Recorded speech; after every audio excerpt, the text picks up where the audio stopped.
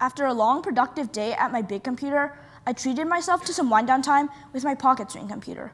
I scrolled through my YouTube feed when I stumbled upon a clip of the then president-elect Donald J. Trump calling a CNN reporter to his face that he is fake news. At first, I had no idea what that meant, and I don't think he does either. Yet this opened a can of worms for me. What does fake news even mean? News can't be fake. Well, this environment of confusion is ripe soil for one of the most threatening and dangerous phenomena occurring in the 21st century, and that is the spread of misinformation. What is it? Well, according to the Oxford Languages, misinformation is false or incorrect information deliberately crafted to mislead or confuse the public. Now, that's pretty bad on its own, but it gets worse. Combine a population that's a scam email away from losing their life savings, social media platforms profiting from sensationalism, and unrestricted access to the internet. You get a brewing storm that threatens democracy as we know it. Now, according to the Seattle Times, social media platforms have become major channels for spreading misinformation, which spreads 6 times faster than the truth. And now I'm going to put on my best you voice. I'm fine. I'm not going to get tricked by that.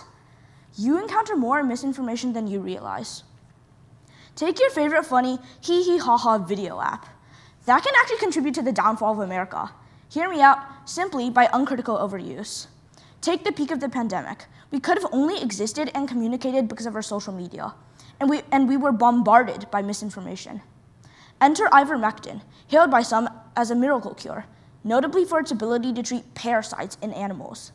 Well, the anti-vax crowd got wind of its potential COVID-killing properties, later debunked by the CDC, please do not take ivermectin, and spun a narrative about how modern medicine could not do what horse dewormer could. Now, did everyone buy into this? No. But sadly, some did, paying with their lives. This isn't just harmless fun or silly antics anymore. People are dying because other people didn't know any better. We didn't know any better. Now, those are just the examples that I found. Imagine that same foolish misinformation spreading to our education system, marginalized communities, our environment, our economy, our politics. When the foundations that form our understanding of the world begin to shake and crumble, we seem to have no other choice but to jump to the conclusion that makes us feel safe or gives us the sense that we know more than we do. Now, to avoid scaring you all into believing we're too far gone, consider the importance of literacy. Take a look at this meme, what the author meant versus what your English teacher thought the author meant. Take the curtains were blue. Your English teacher thinks the curtains represents the author and character's immense depression and their lack of will to carry on. And what the author actually meant was that the curtains were blue. Pretty harmless, kind of funny, but a part of the problem. Not everything has to be super deep, but being able to and wanting to know the truth and context behind something isn't just necessary for some good grades in English class. Literacy in a digital context is critically thinking about what you see and do on the internet. We might as well be doing it 24/7. It's essentially required for society of well-informed participants to enjoy society. It's about being competent in perceiving and understanding the world around us. Being able to critically evaluate information you see on the internet can help you not get duped by misinformation.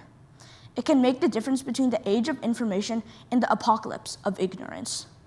If we fail to tackle this problem, the consequences are dire. Our democracy will erode, and trust in institutions will be irreparably damaged.